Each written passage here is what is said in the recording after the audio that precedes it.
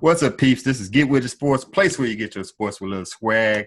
About to give you our NBA Finals, 2015 NBA Finals picks.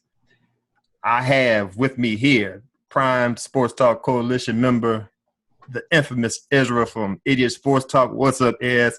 How's it? What's up, OG Glass? How's everything? Everything good? Everything's good. Everything's good. Let's get into it. I told you about those Cavs. I told you. Man, I know. You Bulls fans never listen, man. You know, I have to say this, though. When they got past the Bulls, I knew Atlanta didn't have a chance. That's just me. You know what I'm saying? They play great team ball, but they unraveled.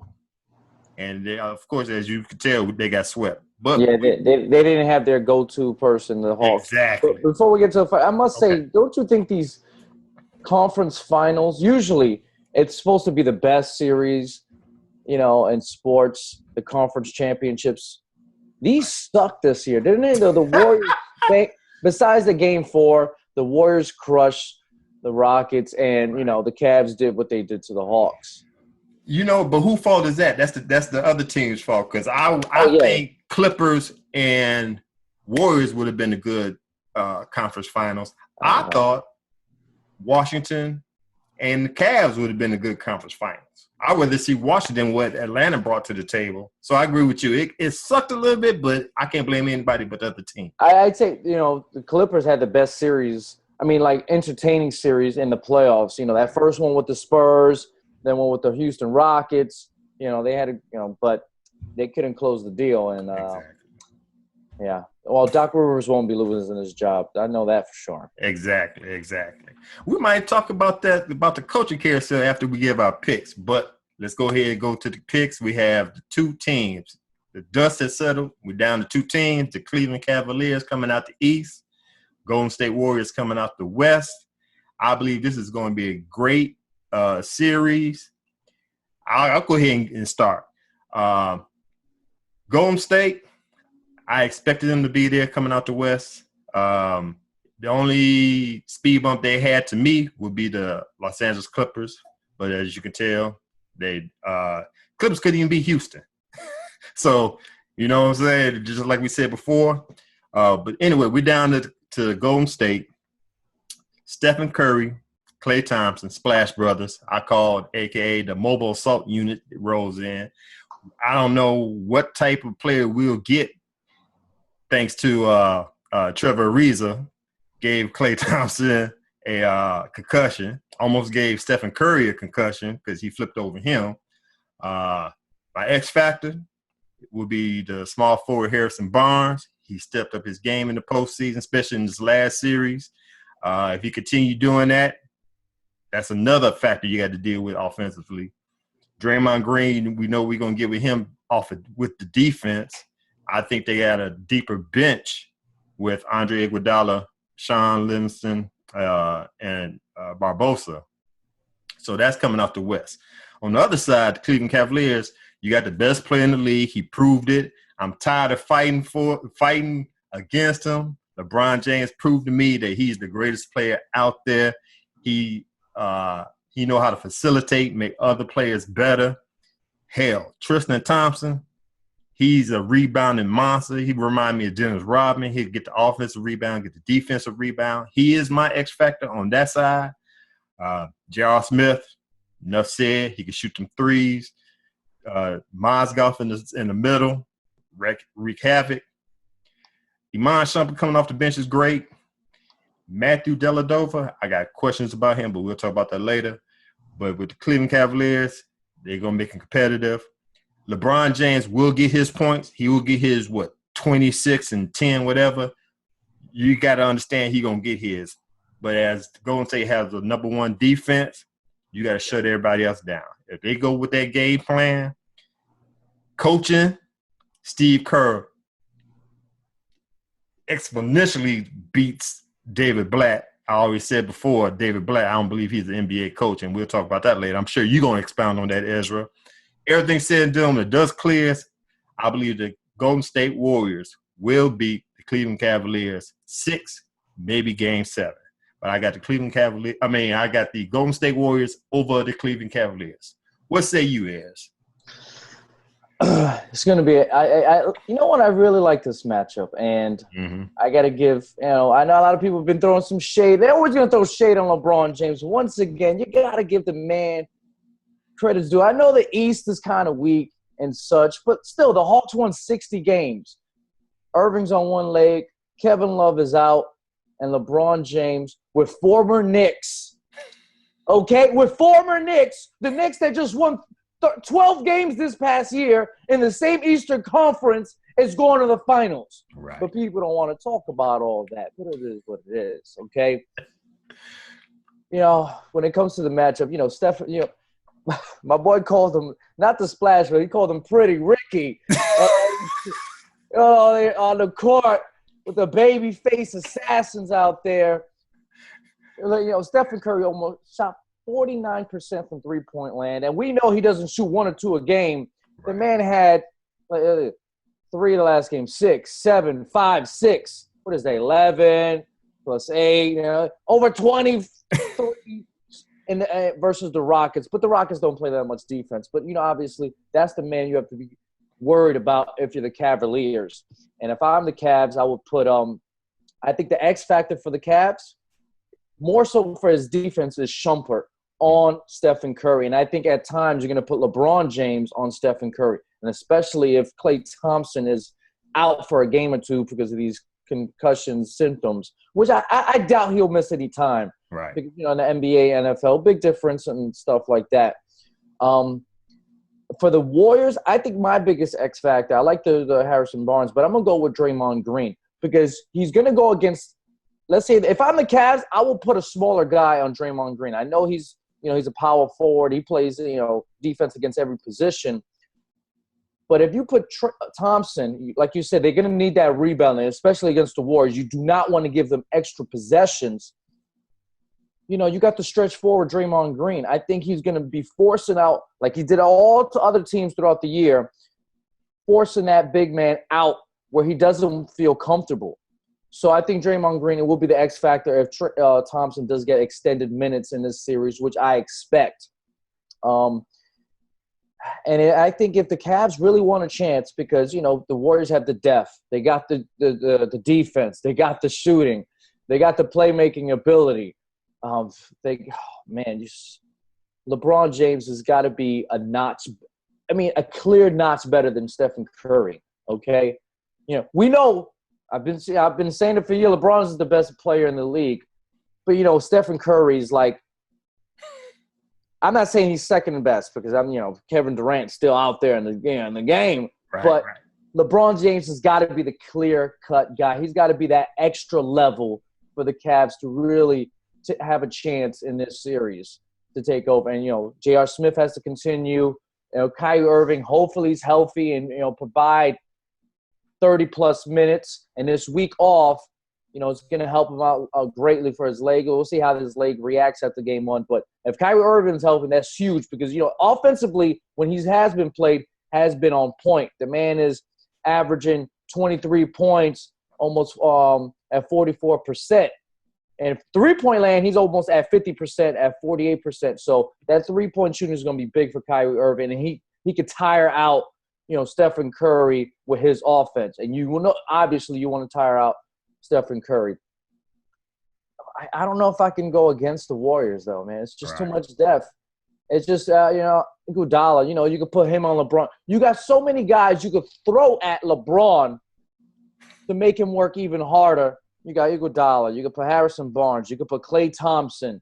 You could put Draymond Green. You got 4 guys you could throw at LeBron James. Right.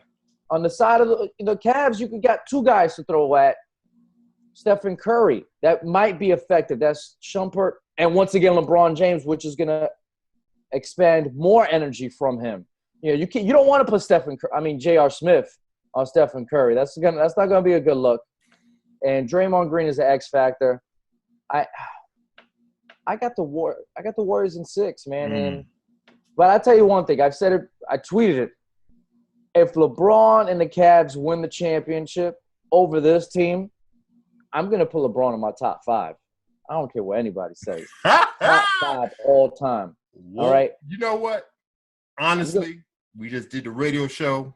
that was the discussion between Michael Jordan and LeBron James. Like I said on the radio show, that's two different eras. I don't like comparing eras. Yeah. You know what I'm saying? But this series right here will, I ain't gonna say make or break LeBron James, but it's gonna either tarnish his crown or it's gonna put a little shine on it. I don't know if it'll tarnish it. Like, first of all, before the season started, and I think I agreed with LeBron. LeBron said, don't expect too much in the first year. Give us 2 years and see where we're at. Mm-hmm. You know, and I agreed with him. And right now he doesn't have a Kevin Love. He's got a hurt Irving, and he's going against a very deep team. You know, does he deserve a little leeway? I'm gonna say yeah, a little bit. You know, and this is his first. People expect way too much in the first year. People act like, look, Michael Jordan won in his first year with the Bulls. People act like, you know, people got to relax just a little bit. Right. And he's only 30 years old. People want to throw out stats and this and that. Oh, Kobe or Michael Jordan beat or Magic Johnson beat this one. You saw the stat about 50-win teams eliminated in the playoffs. Mm-hmm. LeBron's at 7. Larry Bird is at 10. You know those careers are over, right? Right. We don't know what LeBron James' numbers is going to be. Maybe he eliminates 10. He'll be tied with Larry Brown, right? Right. I mean, Larry Bird, excuse me. Right. Or maybe Magic Johnson. We don't know the future. People are just saying, you know, look at his career. His career's not – he's got at least another 3 years in his prime. I agree. It's hard to make a comparison right now or make a comparison or rank him now because his body of work is not done. Mm-hmm. But we got to also see that the 6 times, 6 times. 6 times in the finals. 6 times. Yeah, but he only won 2. No, I understand. But you know what I'm saying? That has to be a factor. You know what I find funny about people talk about people's records in the Super Bowl, finals, or championships? It's fun. It's this. It's like, oh, man, let's say Joe Montana. I'm a Joe Montana guy here. I just want to make it clear. Okay. Joe Montana went 4 for 4 in the Super Bowl. Tom Brady went 4 for 6 in the Super Bowl. Wait, so you're telling me because he lost 2 Super Bowls, he should be discredited? That means Joe Montana didn't go to the Super Bowl 6 times. He only went 4 times. We should give some, you know, it's an accomplishment to actually make it to the championship. Right. Because they lose it, it's discredited. Like, it would have been better to lose in the conference finals. It would have been better to lose in the second round because it doesn't reflect your championship record. That makes no sense to me, okay? I'd rather my guy be 4 for 6 in the Super Bowl than 4 for 4 in the Super Bowl because that means my team went there 6 times. I hear you. Just talking to the universe out there, people look at it as a negative. It's not. I don't consider, but see, that. I'm not saying it's a dent. It got to be a little tarnished because, like I said on the radio show, let's talk about the Buffalo Bills. They went 4 straight times and did not come out with 1. Well, now let's just think. If they won even 2 of those, you almost consider them almost as a dynasty. They went 4 straight years, but they came out with nothing. We don't talk about Buffalo Bills. They're a great team. I love me some Jim Kelly. That was a great team. I was rooting for them. They disappointed me. You know what I'm saying? But they went 4 straight times. So that's an accomplishment. But you would have went a step higher if you would have won 2, maybe 3 of those. Oh, yeah, of course you would have won. I'm not saying, hey, you just winning it gets you the jewels and all that stuff like that. And back to your point about comparing errors, I agree with you. You know, the more I get older, I don't think we should – the more I want to get away from top 5, top 10. I think we should grade guys on who was the greatest of that era. Right. You know, who was the greatest in the 70s, 80s, 90s, early 2000s, you know, stuff like that. And when it comes to 2010s, LeBron James is the greatest player of his era. 2010 on or 20, you know, he's probably been the best player before that, but still, right there you have to – maybe the 2000s you go with Shaq, Duncan, you know. Maybe some of you – a lot of Kobe people will put Kobe in there. Right. The 90s, we know who that belonged to. Mike, MJ, 80s, you know, Magic, Bird. 70s, you got to put Kareem, you know, stuff like that. Right. That's how I would judge great players of all time. You think like me. I don't like ranking top 10. I like to put them at the table. Yeah. Are you sitting at that top 10 table? Cool. Because people keep forgetting about Bill Russell. I was about to say that right now. I'm sick of people talking about 6 rings. 6. What is 6 rings? You know Bill Russell got one for right here. He got one for right here. Right. He got one for his toe. People, and the funny part is, every talk about greats, so this and that, top 10. You gotta put MJ. You gotta win about 3, 4, 6. Like 6 rings. He got one for his toe. And they don't bring up Bill Russell's name. They don't put championships is the holy grail of your legacy. How come I don't hear Bill Russell's name? Rare. I mean, you got to, if you hear Bill Russell's name, it's from a 60-year-old man playing chess in the park. Talking about Bill Russell, you know, he used to get in there. You don't hear no experts. You don't hear nobody on YouTube. You don't hear nobody tweeting about Bill Russell winning 11. That means he has to lose 5 of his rings.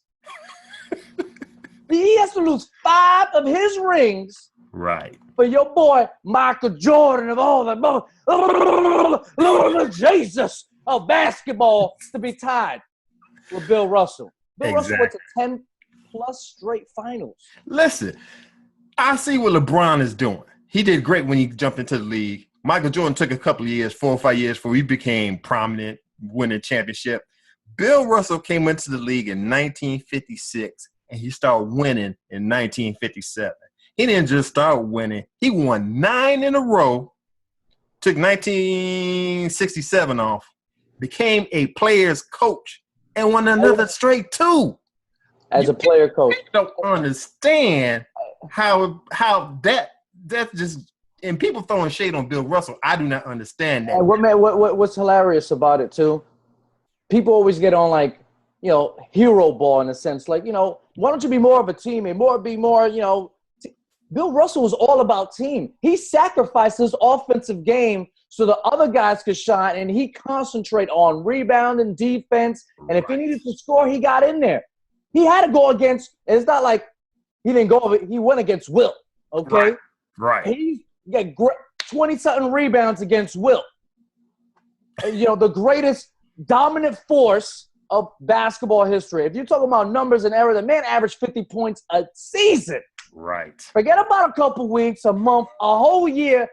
Wilt Chamberlain averaged 50 points, and Bill Russell went up against that and held his own and won championships. Wilt Chamberlain went crying every season because he didn't win. Right. Bill Russell, you saw what was this? Sports Illustrated? Yeah, had the rings, all the rings. I don't know where to put the extra in. I don't know where to put it. Exactly. Give one to Riley Curry. Give one to Riley Curry. He can afford it. Right. So I'm glad you agree with me about Bill Russell. Well, let's get back to the finals. I said Golden State in 6, maybe 7. You said Golden State in 6 or 7, correct? Yeah, in 6. I'm not gonna lie. I will be cheering, not because I'm a LeBron guy. I guess because I'm an Eastern Conference guy or whatever. You know, whatever. My Nets are there. I'm gonna go for the Cavs. I'm gonna be cheering for them. You know, because they're the underdog. I usually cheer for the underdog, but I really don't care in the spectrum of it. Because the Warriors, man, this is going to be so much fun going to years because the Warriors are so young. I hope the Thunder stay together. Mm-hmm. The Clippers, you know, CP3 is getting up in age, but the Clippers still have you for run with Blake Griffin. They got that building block. The West is going to be so much fun for years to come. Right. And if the Wolves pick up Towns and Wiggins, that's going to be a force, you know, 3-4 years from now. Oh, it's going to be fun. Great. I definitely agree with you on that. A little bit more NBA talk. Matthew Dellavedova. Do you consider that man dirty player? Hell no, man. Okay. What was this in a – people were – it's funny. Now people they're dirty players, but these are the same people that watch them 30 for 30, the Bad Boys Pistons. Told me, I remember that. I missed that kind of basketball. That was real basketball. Now you're calling this guy dirty. Make up your mind.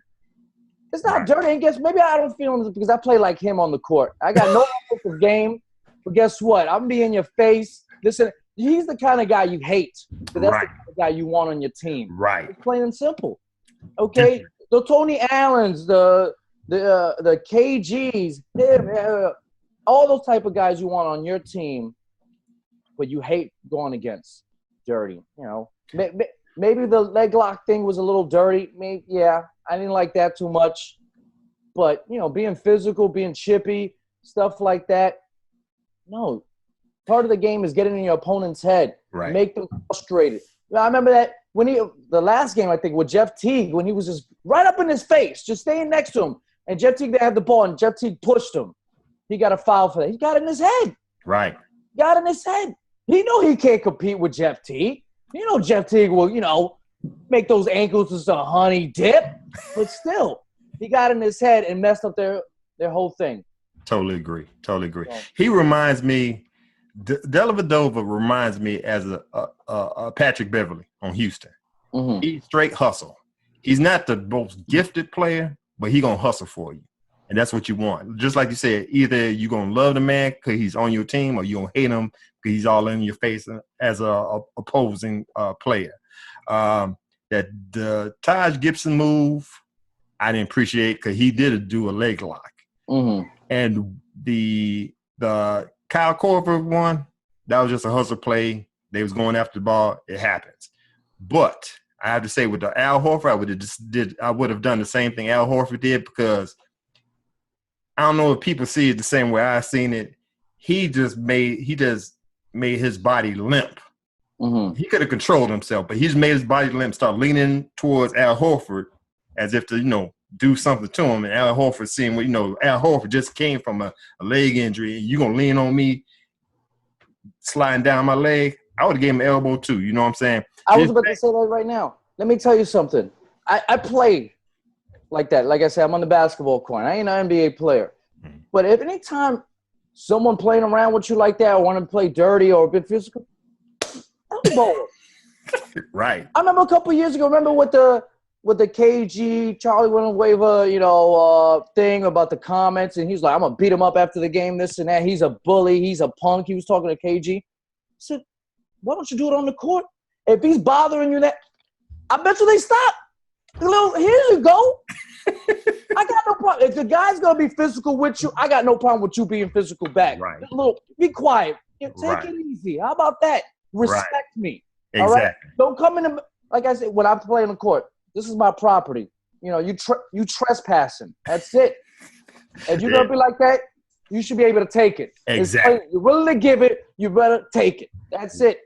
I agree. Totally agree. I like what Al Horford said after the game. Like, you know what? I'm not going to consider him a dirty player, but there's a limit you got to do up in here, and there's a brotherhood with the NBA players where I might not get you this time, but I'm going to get you next time. You know what I'm saying? Yeah. If other players see that, they're going to, like I said, give them a little elbow, let them know, dude, you could play hustle basketball, but there's a line that you can't step over. And I'm gonna remind you. Run across it, and when you get one across your face, I don't want to hear exactly. I want to hear no complaints. Right. Just take it in the mouth. Right. That's it. Okay. One more issue before we get on up out of here. Tom Thibodeau got fired by my beloved Chicago Bulls. Now, I'm going to give you how I feel about it. Let me know how you feel about who's at fault on here between the Bulls and Tom Thibodeau. Who I think is at fault? Wait, do you understand the firing? I hear, there's a lot of things. I hear that they wanted to hire Doug Collins as their offensive coordinator, and there's other issues about guys being drafted. If you're having this much tension and disagreement with management, it's best to just to go separate ways here because upper management and the head coach, because you gotta fit pieces together. You're getting pieces for your system, and if you guys have different views on the system or how the team should be going forward, let's be serious. Just cut ways. Right. Hey, you know what? Believe me, I like Tom a whole lot, but I've never been on. He is a great coach bandwagon. Like he's one of the top coaches in the league. He's done a lot of great stuff for what he's had, the injuries he's got. I give him all the credit for that, but I've always said the biggest, toughest thing in sports is to win with expectations. Mm-hmm. Okay. That's why I give Phil Jackson huge credit. Other guys have win when you're expected to win. It's just insanely hard. But with Tom, it's like he kills his guys, okay? He gives his guys no rest. Look at Dang. He's done. He's only like 30 years old, and his legs is shot because of Tom. Right. Derrick Rose. I'm not gonna blame that on Derrick. I mean, I'm not gonna blame that on Tom. I'll be just wrong. But other guys are just they're wore out at the end of the year. Right. You know, the offensive system hasn't changed. It hasn't flown. You know, now you got offensive weapons, and the system still hasn't changed much, and it doesn't seem smooth out there. There's some changes that need to be made. And I tweeted this to you, Glad. The success of Steve Kerr after letting go a successful head coach in Mark Jackson is setting this trend now and showing other people it's okay to fire a successful coach because if you bring in the right guy and the right system, your team could flourish. Exactly. That's what got Scott Brooks fired, and I think this is what got Tom ultimately fired because of Steve Kerr's success. Does that mean the next guy is going to do much better? No, not everybody's going to be the new Steve Kerr. But if you're having this much disagreement, I got no problem with the firing. And like I said, I saw some issues on the court that just hasn't translated well on the playoff court. It's just that simple. You guys are tired, and your offensive system, it's a new NBA. It's plain and simple. It's a new NBA. You got three-point shooters. It's a three-point league now. And your boy's got three-point shooters on the bench and gets 4 minutes a game. Stretch the floor. Create some matchups. Put power at your five. Yeah, if no one's not giving you production because he's hurt, put him on. Come off the bench. Stop being a punk. I don't know what. Stop playing this old school basketball. It's just not working anymore. Right. I'm sorry to tell you. Right. Totally agree with everything you're saying. At first, I felt a certain kind of way with Tom Thibodeau getting fired. Well, when the speculation was going on for weeks at a time, Tom Thibodeau in the doghouse, he might get fired. They're going to bring in Fred Hoiberg from Iowa State. I felt a certain type of way. But if I stepped back and looked at the whole situation, and from what I heard, management was quite tired of Tom Thibodeau not changing it, not even trying to change his ways. They were saying that he didn't talk to management for months at a time. Just like you said, the culture of the NBA coaching has changed. And I believe, just like you said, with Steve, when they fired Mark Jackson, brought in Steve Kerr, they're going to the finals. When Memphis fired Lionel Hollins, brought in Dave Yeager, they stepped the game up a little bit. Atlanta Hawks, they got rid of Larry Drew, brought in Budenholzer. They made it to the playoffs. What was the other fire? Just like in Scott Brooks getting fired, you bring in Billy Donovan. When Steve Kerr made it to the finals, that gave the Bulls a green light. You know what? We're going to change the culture here. When we see what Tom Thibodeau doing, he's not listening to what we're saying. You got to have that communication between the coach and management. And Tom Thibodeau was set on his old school ways. That would mess them up. And when they struggled with the Milwaukee Bucks in the first series, and Cleveland Cavaliers, I don't care what anybody said, I understand about LeBron, but they was ripe for the picking. With Kyrie Irving hurt, Kevin Love gone for the season, they was up for the picking. You healthy, just like you said. You got your roles. You got the most improved player and Jimmy Butler. You got a nice bench, and you get your ass kicked in Game 6, dude. It was bound to happen. We had to have this divorce because it wasn't working, and I didn't need a press conference. I seen a press release from the owner, Reinsdorf. That's all I need to know. You just told me right there why we did what we did. There's a culture change. He wasn't aboard with it. We had to get rid of him. I'm cool with that. There's a quote that I just read yesterday, and this was an absolute Jim Ross. Oh my God, what a slam! This must be on Mark Jackson, and this might reflect the same thing on Tom. Andrew Bogut, like I said, I read this yesterday, today on Steve Kerr. Whenever you get a head coach who's not full of himself, it makes a huge difference, unquote. First of all, that's got to be yep. What we should have saw in the Mayweather-Pacquiao fight to Mark Jackson, and that might speak volumes also at what the Bulls feel about Tom. Right. Okay? Not letting up, you got to let other ideas, and you got to adapt to the new NBA. And it seems like Tom wasn't. And he seemed like he was full of himself. Like, yeah, there's got to be my way. I know what I'm doing here and such. You are. I think Tom, Mark Jackson, those type of guys are great for young teams and teams that, they need that extra push. Mm-hmm. But it doesn't mean just because you could build up teams and exceed expectations doesn't mean you're the type of coach to win a championship either. That you're that guy to bring them to the next. There's different levels. Exactly. Your young team, boom, then there's start progressing. But at a certain point, you can only reach this level, and you need that other guy to finish it off. To the top. And totally. So that's why, if you think about it, how many coaches have won championships in the last 20 years? Maybe like 4 or 5 guys. Exactly. It's not like, it's a new guy every year. Right. Just like any business, you got to learn how to reinvent yourself. Yes. Any business, you got to do that. We see what's in the horizon now with the new coaching style. No more task masking type situation or old school type. You got to sit there and learn how to push the buttons of your players on your team, know how to make the right matchups for whoever you playing. And like I said, these coaches now that just been hired, Budenholzer, Kerr, Jaeger, they know how to push the buttons and make whatever they have work, and that's where we at.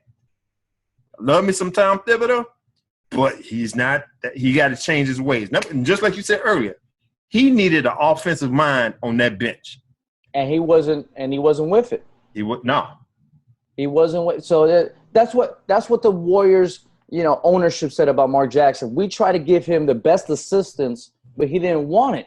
He wanted to do this and that.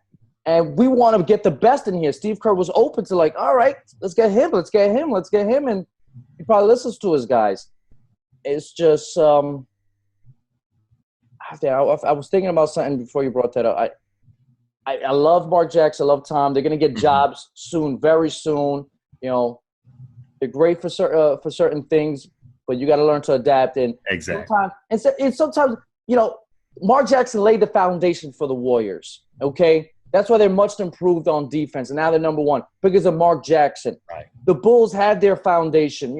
He developed Jimmy Butler. There's essence of Tom that will never leave the Bulls for the next couple years, but sometimes you need a pair of eyes from the outside to change it. It's like CEOs for a lot of companies. They bring in somebody from the outside that's not part of that industry and come in, and they reinvent the whole company, and, it just changes everything. So you just need those pairs of eyes sometimes. So Bulls fans, I know you're upset, but it might be exactly. It might be green on the other side. Not saying we will. I'm not saying Tom is terrible. We're not saying that at all. He laid the foundation. There's a lot of credit, but it was time for a change. I agree. Now we got Bulls. The Bulls have an opening. New Orleans Pelicans have an opening. Minnesota Timberwolves might have an opening. No. I think the Denver Nuggets. Now, the coaches that's out there, I believe Monty Williams. I think Monty Williams had a raw deal out in the Pelicans. That's just my point. You got Monty Williams. Scott Skiles already said. Let me ask you about the Scott Skiles situation real quick. Good hire for the Orlando Magic? Yeah, because they're young. He's one of those other guys. Exactly. A young team, he'll bring him up. He'll have him play hard. He'll lay a foundation. He'll be fired in 3-4 years. Right. But he'll lay a foundation over there. You'll see some guys develop, play hard, and be professionals. He's one of those foundation coaches that lay foundations for the Bulls, the Suns, and the Bucks. And the next coach that comes around, is going to have a professional team, a veteran team. But, yeah, I like the hire for now, but he will be fired in a couple years. Totally agree. I agree with the hire, but I'm not a Scott Skiles fan. You know why? Because when he was with the Bulls, he basically quit on the team, and he literally quit on the Milwaukee Bucks. So, yeah, he might be good for the first 2 years. Because he knows they're going to quit on him in a couple of years. Right. He's on first couple. He done his job. He's like, I'm waiting for you guys to fire me. Right. Okay, I agree with you on that. The Bulls, I know everybody praising Fred Hoiberg. I'm cool with it, but my problem is his health issues. He got heart ailments, and he going in for surgeries, clean stuff up. If he's going to be the next head coach for the Chicago Bulls, he better have a great assistant coach. Because something tells me the stress of the NBA is going to get to him, and we're going to have problems there. I honestly didn't think about it, but I wouldn't mind having Tyronn Lue as Chicago Bulls coach. I think he's that new age thinking. I seen what he did with the Cleveland. Actually, he's coaching the Cleveland Cavaliers, not David Black. So I think he's doing a good job. Mark Jackson, not for the Bulls, maybe for the Denver Nuggets. Like I said, I just think it's going to be Fred Hoiberg the way everything's going. And if it's going to be Fred Hoiberg, he got to have a nice staff. Who you think might be a Denver Nugget, be a head coach of the Denver Nuggets? I don't believe it's going to be Tyronn Lue. They already picked up their hot assistant in Brian Shaw, and that didn't work out well. I think they'll go back to a veteran coach. I think he might become a head coach this offseason. I'm going to go with Alvin Gentry. With the Clippers now, right, I believe? No, I think he's with Golden State. Either way, I think he's going to be one of those guys.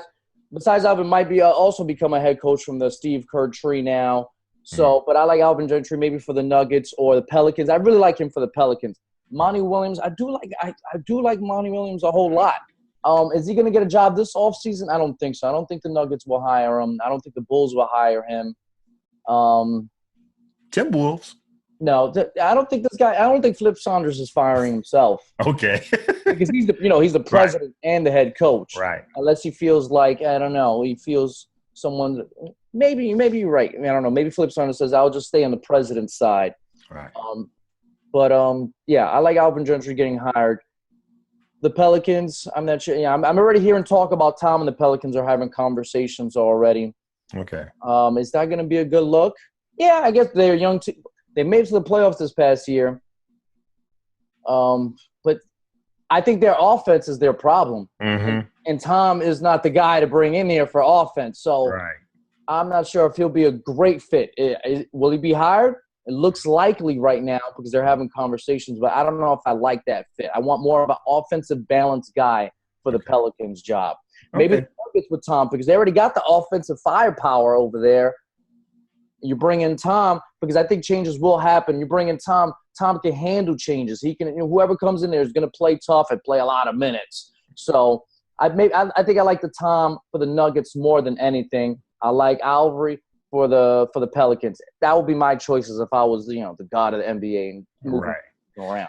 I think Denver Nuggets need some discipline, so I could see Mark Jackson going over there. Tom Thibodeau could go over there. New Orleans Pelicans, I could see Jeff Van Gundy going over there. I think they're too young for him. I don't think they have enough. I think Jeff has got to be super confident. Like, this team is a championship caliber team a year away or their championship. I don't think Jeff is coming out unless your team is stacked. Okay. I agree with you. I don't think Jeff is messing with any. No, I'm sorry. I'm chilling over here, doing my analysis. Right. My terrible jokes on ESPN, making a cool $2 million. Right. Jeff doesn't need to do that. He's like the John Gruden of the NBA right now. Right. He's just relaxing unless something fantastic. The only reason he jumped to the Rockets job is because they had Yao Ming and Tracy McGrady. And if those guys would have stayed healthy together, then, it would have been endless possibilities over there. I like Jeff Van Gundy. I would love to see him coach again. I just don't think the team is out there right now for him. Gotcha. Did you say Alvin Gentry for the Pelicans? That's who I like, yeah. I like that too. I agree with you. So, okay, cool.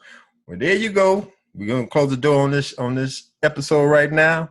We gave you our NBA picks. We did a little 2-cent deposit on the NBA talk. So, thanks for joining in, Ezra. Appreciate it. No. Thank you for the invite. I should be the one thanking you. I'm just a Puerto Rican in New York, and I gotta give it an invite. Thank you so much, sir. And Dominican. I'm both. I don't want to. No problem. Tell everybody how they can find you, man. Oh, you can follow me on Twitter at Idiot Sports Talk, at the YouTube. Just type in Idiot Sports Talk. And if for some reason you want to see stupid pictures of me, Idiot Ezra on Instagram. Okay, great. As you guys probably don't know, but should know, we part of the Prime Sports Talk Coalition. We got Get With It Sports, me and Brandon. We got Ezra here from Idiot Sports Talk, Dave Rantisi from Wake Up As Football, Team Board TV Clan with Big Q, JV, and Fernie B. And we have the 3-point conversion with Raphael, a.k.a. Mr. Controversy. Which you got to check out their show every Saturday morning. Let them know. I'm letting them know, man. We check out the Prime Sports Talk Coalition. We got good stuff coming in the future. Every Saturday morning, me and Raphael from 3 Point Conversion have a show on Blog Talk Radio. Type in the 3 Point Conversion Sports Lounge in the search, and you'll listen to it. We got good stuff. We on from 9 to 11 Central Standard Time. Check us out. And as always, from Get With It Sports, place where you get your sports with a little swag. Me and Ez is out of here. Be good, be safe, get with it. Later, guys.